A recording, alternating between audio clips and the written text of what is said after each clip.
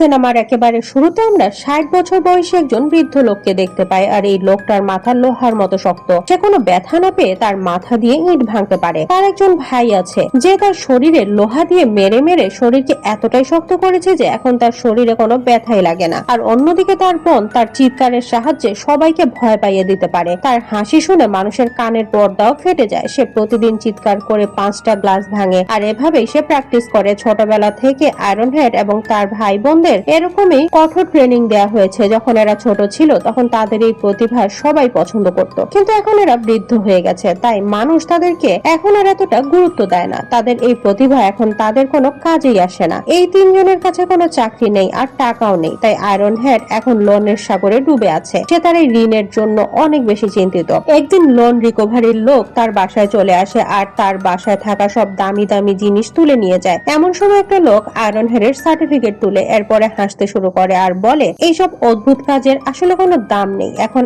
Iron head তার জীবন নিয়ে অনেক হতাশ হয়ে পড়ে, তাই সে তার জীবনকে চেঞ্জ করতে চায়। সে এই 60 বছর বয়সে চাকরি খোঁজার জন্য বেরিয়ে পড়ে। সে যখন রাস্তা দিয়ে হাঁটছিল তখন সে কয়েকজন লোককে দেখতে পায় যারা নিজেদের মাঝে টাকা বিনিময় করছিল। সে এই টাকা দেখে চিন্তা করে এদের কাছে এতগুলো টাকা কেমন করে এলো। আসলে এরা একটা গ্যাংস্টার গ্রুপের অংশ ছিল। এই বৃদ্ধ এদের পেছনে যাওয়ার ডিসিশন নেয়। এখন সে এদের পিছু করতে করতে একটা জায়গায় চলে আসে। এই জায়গাটাতে এই গ্যাংস্টার গুলো থাকে আর এরা এখান থেকে তাদের কাজ চালায়। তখন একজন লোক আয়রন হেড কে দেখতে পেয়ে সেখান থেকে বের করে দেয়। এমন সময় তাদের বস সেই লোকটাকে থামায় আর বলে, আরে থামো, আমি এই আঙ্কেল কি বলছে সেটা শুনতে চাই। কিন্তু বস যখন শুনে আয়রন হেড তার গ্রুপে জয়েন করতে চাইছে তখন এখানে থাকা সবাই জোরে জোরে হাসতে শুরু করে। তারা এটা কোনোভাবেই মেনে নিতে পারছিল না যে একজন বৃদ্ধ তাদের সাথে কাজ করতে চাইছে। তখন আয়রন হেড বলে, তোমরা আমাকে আমার পাওয়ার দেখানোর একটা সুযোগ তো দাও। কিন্তু এরা আয়রন হেডের কোনো কথাই শুনে না আর তাকে এখান থেকে বের করে দেয়। যখন সে বাসায় ফিরে আসে তখন রাতে তার মেয়ে তার সাথে দেখা করতে আসে।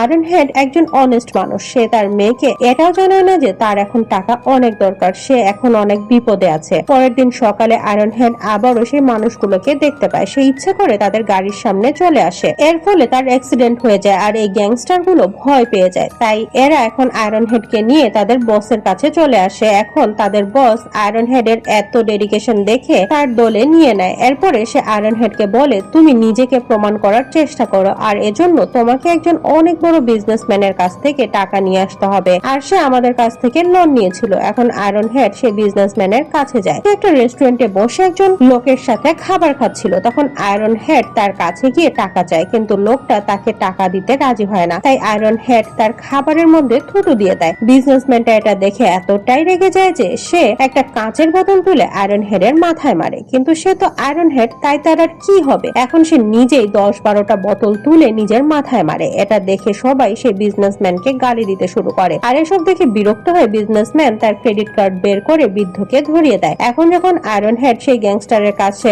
টাকা নিয়ে আসে তখন সে এই টাকাগুলো দেখে অনেক খুশি হয়। বস তাকে 30% কমিশনও দিয়ে দেয়। কিন্তু বসের একজন কর্মচারী আয়রন হেডের এত প্রশংসা শুনে অনেক হিংসা করে। তাই সে বসকে আয়রন হেডের ব্যাপারে নেগেটিভ কথা বলতে থাকে, কিন্তু বস তার কোনো কথাই শুনে না। এখন আয়রন হেড এদের সাথে মিলে কাজ করতে শুরু করে আর এভাবে 1 মাসের মধ্যে সে অনেক ধনীও হয়ে যায়। সে তার বাসার জন্য নতুন সব জিনিসপত্র কিনে ফেলে, কিন্তু সে তার এই কাজের ব্যাপারে তার ভাই বোনদের জানায়নি। শুধু তাই না, সে তার মাস্টারকেও এ ব্যাপারে জানায়নি, কারণ সে জানে যদি তার ভাই বোন এবং মাস্টার এ ব্যাপারে জানতে পারে তাহলে তারা কখনোই তাকে খারাপ কাজ করতে দিবে না। একদিন তাকে বাউ নামে একজন লোকের কাছ থেকে টাকা নিতে হবে। এখন সে আগের মতোই তার মাথায় বোতল মেরে এই লোকটার কাছে টাকা চায়, কিন্তু বাউ এর কাছে কোনো টাকা ছিল না। তাই সে অল্প কিছু টাকা আয়রন হেড কে দেয়। কিন্তু যখন সে এই কয়েকটা টাকা নিয়ে তার বসের কাছে ফিরে আসে তখন সেই লোকটা যে আয়রন হেড কে দেখে হিংসা করত সে বলে, এটা অনেক কম টাকা, আমাদের রুল হলো আমরা সম্পূর্ণ টাকা ফেরত নেই। এখন সবাই যখন আয়রন হেড কে কথা শোনায় তখন সে বলে, আমি 3 দিনের মাঝে টাকা নিয়ে আসবো। আর এটা বলে সে এখান থেকে চলে যায়। যখন রাতে আয়রন হেড বাসায় ফিরে আসছিল তখন কিছু মানুষ এসে তাকে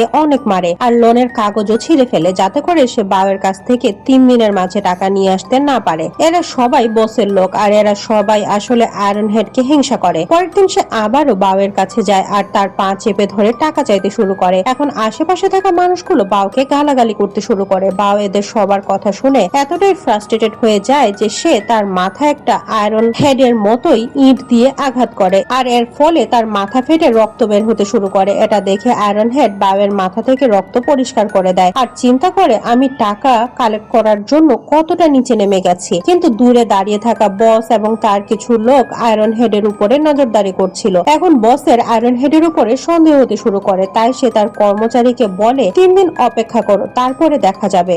একদিন সন্ধ্যায় আয়রন হেডের ভাই বোন তার বাসায় আসে, আর এই বাসায় এসে তারা এত নতুন জিনিসপত্র দেখে বুঝতে পারে আয়রন হেড আসলে কি করছে। তাদের ভাই আসলে যেসব মানুষের সাথে কাজ করছে তারা গরিব মানুষকে টাকা ধার দেয়, এরপরে তারা সেই মানুষগুলোর কাছ থেকে দ্বিগুণ টাকা ফেরত নেয়। এরা আয়রন হেডকে বলে তুমি তোমার ট্রেনিং এত খারাপ কাজের জন্য ব্যবহার করছো। আয়রন হেড এখন তার ভাই বোনের কথা শুনে অনেক লজ্জা পায়। সে তার কাছে থাকা সব টাকা একটা টেবিলে রেখে দেয়, এরপরে বলে আমি এখন থেকে এই কাজ ছেড়ে দিলাম। কিন্তু যখন আয়রন হেডের ভাই বোন এতগুলো টাকা দেখে তখন তাদের মনে লোভ জেগে ওঠে, আর এখন এরাও আয়রন হেডের সাথে তাদের এই কাজে যোগ দেয়। এখন এরা সবাই মানুষকে ভয় দেখিয়ে টাকা কালেক্ট করতে শুরু করে, আর এরা 1 ঘন্টার মাঝে অনেকগুলো টাকা ইনকাম করে ফেলে। কিন্তু বাউয়ের কাছ থেকে তারা এখনো টাকা নিতে পারেনি, তাই এখন এই ভাই বোন মিলে বাউয়ের বাসায় যায় আর তার কাছ থেকে টাকা চায়। কিন্তু তখন বাউ জানায় তার কাছে কোনো টাকা নেই। এখন এরা বলে তুমি তোমার বাসাটা বিক্রি করে দাও, কিন্তু বাউ তাদের কথা শুনে রাজি হয় না। তখন আয়রন হেডের বোন 2 দিন ধরে কন্টিনিউয়াসলি কথা বলতে শুরু করে, অনেক জোরে চিৎকার করে টাকা দাও বলতে থাকে। আর ফাইনালি বিরক্ত হয়ে তার বাড়ি বিক্রি করে তাদের টাকা দিয়ে দেয়। এখন বস এটা দেখে অনেক ইমপ্রেস হয়ে যায় আর তার পুরাতন কর্মচারীদের বকা দিতে শুরু করে, কারণ সে তাদের কথা শুনে আয়রন হেডের উপরেই সন্দেহ করেছিল। এখন বস আয়রন হেডের ভাই বোনকেও তার এই বিজনেসে রেখে দেয়। এরা নিজেদের প্রতিভা ব্যবহার করে অনেক টাকা ইনকাম করতে শুরু করে, আর এই টাকাগুলো দিয়ে তারা ফুর্তি করতে থাকে। আয়রন হেডের জন্মদিনে তাদের হেড বস তার সাথে দেখা করতে আসে, আর সে আয়রন হেডকে বলে এখন আমরা কলেজের স্টুডেন্টদের লোন দিব, আর যখন তারা টাকা ফেরত দিবে না তখন তাদের উপরে অত্যাচার করব। কিন্তু আয়রন হেড এই কথায় এগ্রি করতে পারে না, কিন্তু তারপরেও সে কোনো কথা বলে না, কারণ সে বসকে অনেক ভয় পায়। কিছুদিন পরে এরা একটা মেয়েকে অত্যাচার করে টাকা ফেরত চায়, কিন্তু এই মেয়েটা অনেক বেশি অসহায়, তার কাছে দেওয়ার মতো টাকা ছিল না। আর এই ব্যাপারটা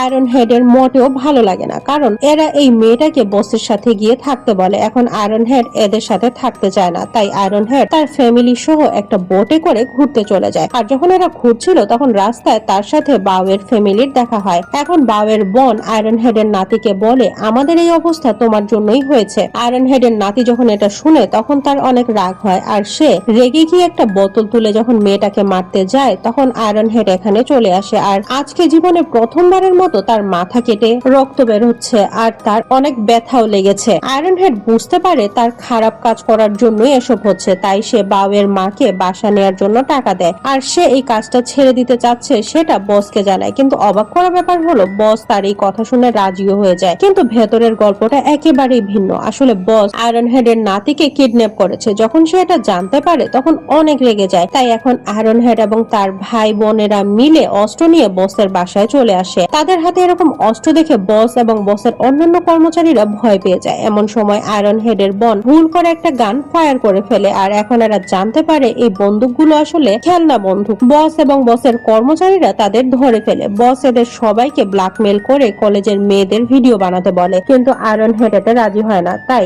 বস আয়রন হেডের মাথায় গুলি করার জন্য একটা পিস্তল রাখে। এমন সময় সেখানে পুলিশ চলে আসে, কারণ তারা এই গ্যাং এর ব্যাপারে সবকিছুই জানে। এরা গ্যাং এর সবাইকে ধরে ফেলে, এরপরে এখানে থাকা সব মেয়েদের মুক্ত করে নিয়ে যায়। এখন আয়রন হেড এবং তার ভাই বোনেরা সব খারাপ কাজ ছেড়ে দেওয়ার প্রতিজ্ঞা করে, আর তাদের এই পজিটিভ চেঞ্জ দেখিয়ে এই সিনেমাটা এখানেই শেষ হয়ে যায়।